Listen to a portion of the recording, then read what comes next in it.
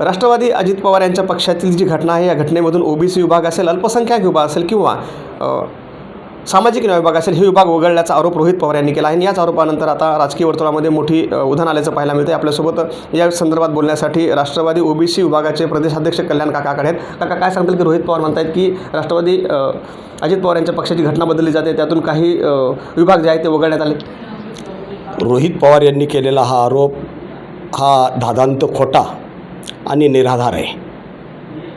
OBC विभाग असेल, OBC समूह असेल, मागासवर्गीय समूह असेल, अल्पसंख्याक समूह असेल, या समूहामध्ये कुठंतरी गैरसमज निर्माण करायचा आणि त्यांची दिशाभूल करायची, या इराद्यानं रोहित पवार यांनी ही उठवलेली वावडी आहे.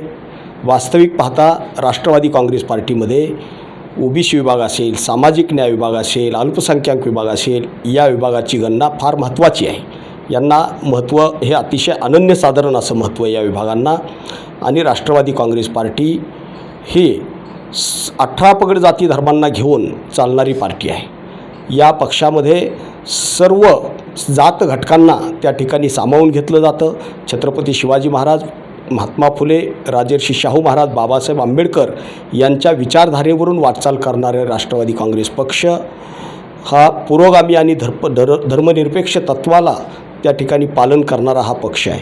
आणि म्हणून रोहित पवार यांनी हे विभाग वगळण्याचा कुठून शोध लावला हा जावई शोध हा आम्हालाही प्रश्न आहे. कारण या विभागांना, या सर्व जात घटकांना पक्षाच्या माध्यमातून न्याय देता यावा, या सर्व समूहांना पक्षाच्या मुख्य प्रवाहात आणलं जावं, या उद्देशानं पक्षामध्ये ओबीसी, अल्पसंख्याक आणि सामाजिक न्याय विभाग हे कार्यरत आहेत. आणि म्हणून त्यांना वगळण्याचा प्रश्नच उद्भवत नाही. काका, आपण जर पाहिलं की अर्थसंकल्प या अधिवेशनावेळी देखील रोहित पवार हे माध्यमांशी बोलताना म्हणाले होते की अजितदादांचा पक्ष हायजॅक करण्याचा प्रयत्न केला जातो आहे. सुनील तटकरे असतील किंवा इतर काही मंत्री असतील, त्यांना या पक्षावर म्हणजे हा पक्ष काबीज करायचा आहे असं देखील ते म्हणले होते. नेमकं का असं होतं आणि ते असे वक्तव्य का करतात वारंवार? श्रद्धेय अजितदादा यांच्यानंतर पक्षाची जी धुरा आहे, पक्षाची जी कमान आहे, ती आमच्या नेत्या आदरणीय सुनेत्रा वहिनींनी अतिशय धीरोदात्त आणि खंबीरपणानं त्या ठिकाणी पेललेली आहे. सुनेत्रा वहिनींना या सर्व कार्यासाठी पक्षाचे राष्ट्रीय कार्याध्यक्ष प्रफुल्लभाई पटेल, पक्षाचे प्रदेशाचे अध्यक्ष तटकरे साहेब आणि पक्षाचे सारेच वरिष्ठ मंडळी हे सारेजण अतिशय खंबीरपणानं साथ देत आहेत. आणि पक्षातला सर्व जो काही पदाधिकारी वर्ग आहे, पक्षाचे लोकप्रतिनिधी आहेत, हे सारे सुनेत्रा वहिनींच्या नेतृत्वाखाली सारे भक्कमपणानं त्या ठिकाणी आहेत.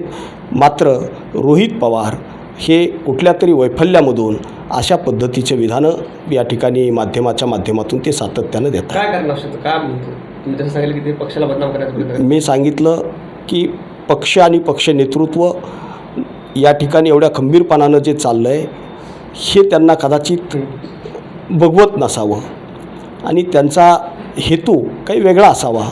त्यातून त्यांच्याकडून अशा पद्धतीचे विधानं घडत असावेत, जे की चुकीचे आहे. तर निश्चितच कल्याण काकाकडे होते. राष्ट्रवादी ओबीसी सेलचे ते प्रदेशाध्यक्ष आहेत आणि त्यांनी सांगितलं की वैफल्यातून रोहित पवार असे वक्तव्य करत आहेत. पक्षामध्ये सगळं काही आलबेल आहे, आमचा पक्ष चांगला चालू आहे हे त्यांना बघवत नसेल, त्यामुळे ते असं वक्तव्य करतात, असेच आरोप त्यांनी रोहित पवार यांच्यावर केले. त्यांच्यावर पलटवार केल्याचं पाहायला मिळतं. कॅमेरा मुकुंद समी, आप्पासाहेब मोरकर, लोकाशा TV, बीड.